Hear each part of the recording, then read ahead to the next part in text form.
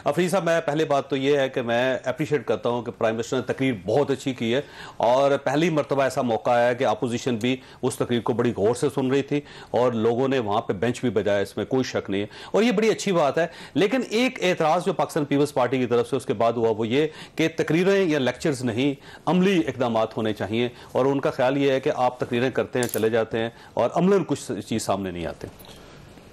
औज़ुबिल्लाहिमिनश्शैतानिर्रजीम, बिस्मिल्लाहिर्रहमानिर्रहीम। बहुत बहुत शुक्रिया चोई साहब। चोई साहब, मेरी पार्लिमानी सिस्टम में मेरी ज़िंदगी का आज बेहतरीन दिन है।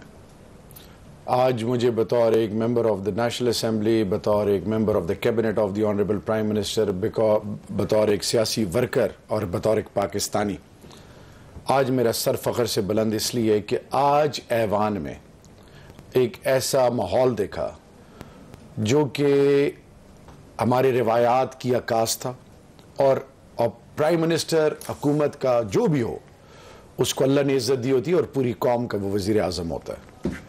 तो आज वज़ीर आज़म साहब ने शुरुआत रिक्वेस्ट से की अपोजिशन को, और ये मौजज़ा है।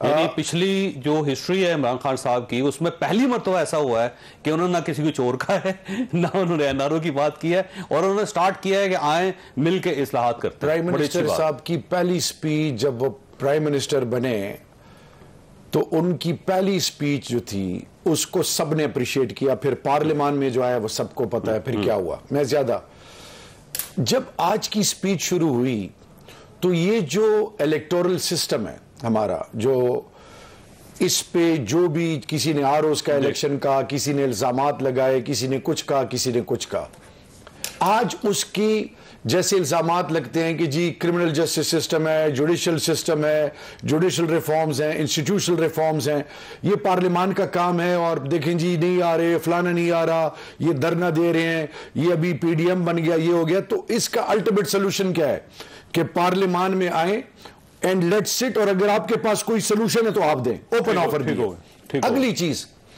3 फंडामेंटल बेसिक प्रिंसिपल्स जिसको मदीना की रियासत की बुनियाद पे पीटीआई जब 25 साल पहले, वो है इंसानियत, इंसाफ और खुददारी।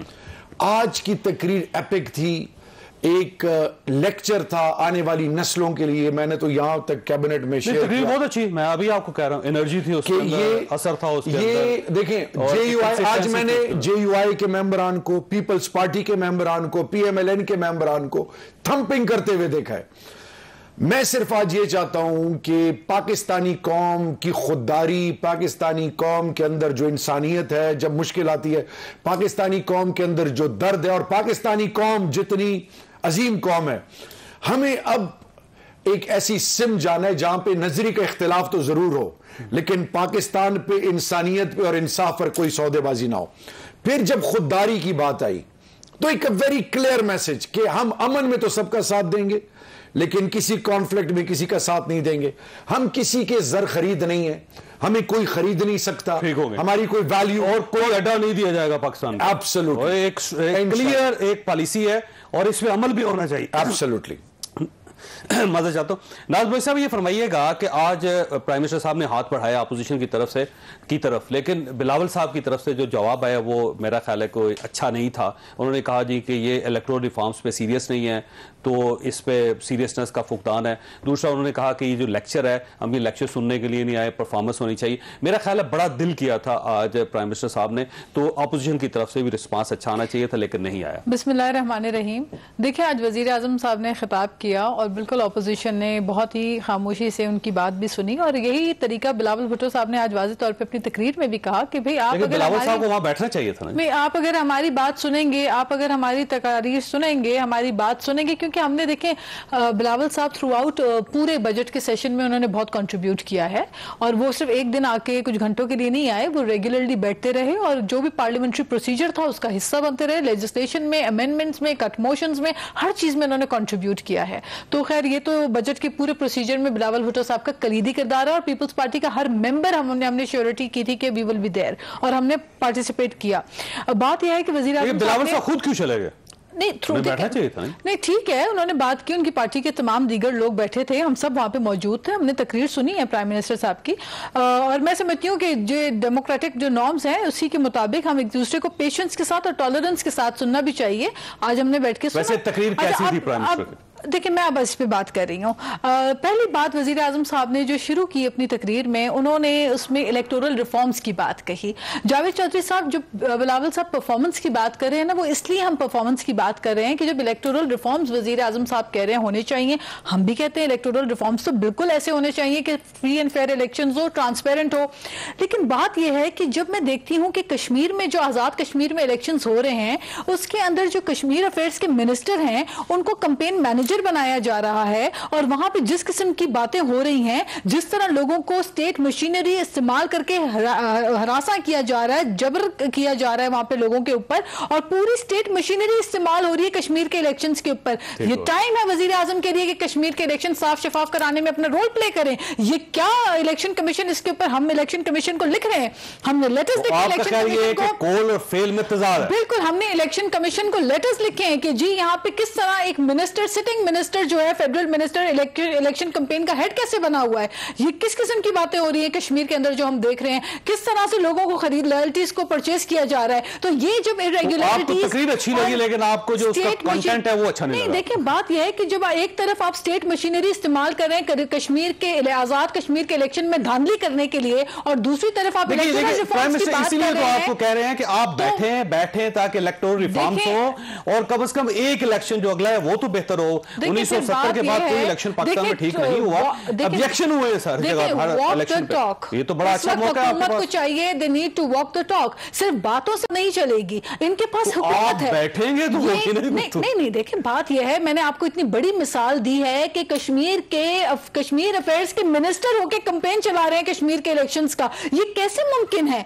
कैसे फ्री एंड फेयर इलेक्शंस होगा कश्मीर, आजाद कश्मीर में इस तरह से? तो अपने कॉल ऑफ फेल में हुकूमत को देखना चाहिए कि वो खुद क्या प्रैक्टिस कर रही हैं चीजें। वैसे तकरीर कैसी लगी थी आपको? अच्छी लगी? देखिए तकरीर के अंदर बहुत सारी ऐसी बातें थी जो डेफिनेटली जनरल गुफ्तगू थी, और वो बहुत सारी बातें जो रिपीट, बहुत सारी बातें ऐसी हैं, अफगानिस्तान, अमेरिका और पाकिस्तान के मामले में देखिए 80% बातें वो हैं जो हमने बहुत सालों से बार बार सुनते रहे हैं।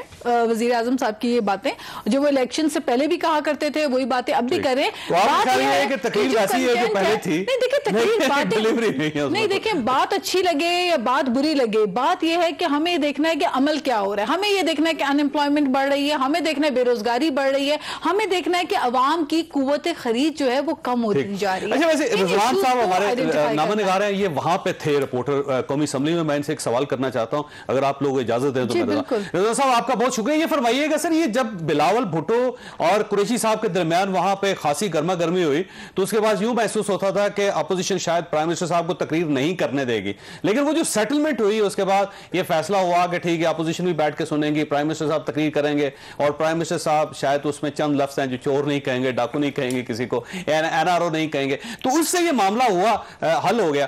तो आपका क्या ख्याल है कि आने वाले दिनों में ये जो एक हार्मनी है ये चलती रहेगी या फिर ब्रेक हो जाएगी? बहुत शुक्रिया जावेद साहब। आज बड़ी इंटरेस्टिंग चीजें हुई हैं इजलास के दौरान। एक तो कल जब ये फैसला हुआ कि वज़ीर आज़म आज साफ करेंगे, तो स्पीकर ऑफिस की तरफ से अपोजिशन लीडर के ऑफिस से रब्ता किया गया, और आज हमने देखा कि इजलास से पहले अपोजिशन के रहनुमाओं से ये बिठाकर उनसे रिक्वेस्ट की गई कि जब वज़ीर आज़म गुफ्तगू करेंगे तो उस दौरान जो है वो अपोजिशन एहतजाज नहीं करेगी। तो इसमें अपोजिशन ने अपनी शराइत रखी कि उन्होंने और वज़ीर आज़म भी अपनी गुफ्तगू में मोहतात रहे, और हमने देखा वज़ीर आज़म मोहतात रहे भी। लेकिन जब ये इजलास शुरू हुआ तो उस वक्त बिलावल भुट्टो जरदारी ने जब गुफ्तगू की, तो फिर शायद हकान अब्बासी ने गुफ्तगू की, उसके बाद फिर दोबारा मौलाना असद महमूद ने जब फ्लोर मांगा, तो उस वक्त ये महसूस हो रहा था कि शायद अपोजिशन एहतजाज के मूड में, क्योंकि वो बार बार फ्लोर मांग रहे थे। फिर शाह महमूद कुरैशी ने खुद कहा कि पहले अपोजिशन बात कर ले, फिर बात करेंगे।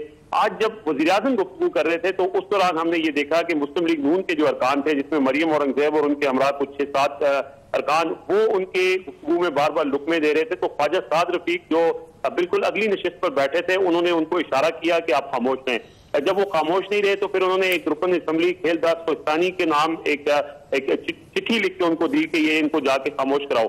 वो चिट्ठी वो लेके गए, फिर भी वो अरकान खामोश नहीं हुए। तो ख्वाजा साद रफीक खुद अपनी सीट से उठकर बिल्कुल आखिर में गए और जाकर उन्होंने अरकान को ये कहा कि हम एक प्रॉमिस करके आए हैं और आप खामोश हैं। उसके बाद फिर हमने देखा कि उनकी तरफ से वज़ीर आज़म की तकरीर में लुकमे नहीं दिए गए।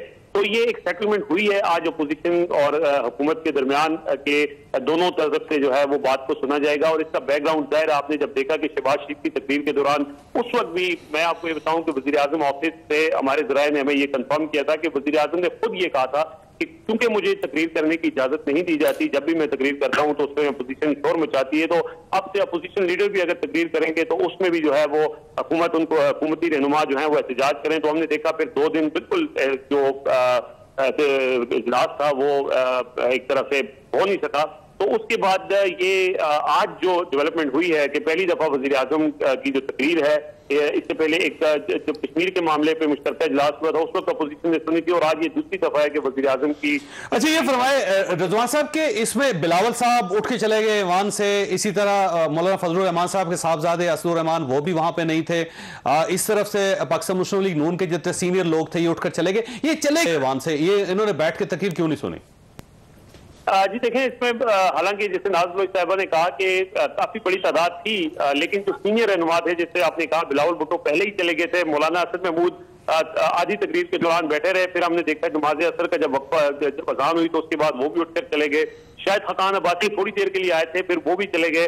सिर्फ राना सनाउल्लाह, ख्वाजा साद रफीक थे और राजा परवेज अशरफ थे जो सीनियर क़यादत थी, वो वहां पर मौजूद रहे। लेकिन बाकी लोग जो है वो ऐसा लग रहा था कि पहले से उन्होंने ये तय कर रखा था कि वज़ीर आज़म की तकरीर वो वहां पर बैठ के नहीं सुनेंगे। तो इसी वजह से हमने देखा कि वो जब वज़ीर आज़म आने लगे थे तो बिलावल भुट्टो ज़रदारी तो खैर काफी देर पहले ही निकल गए थे।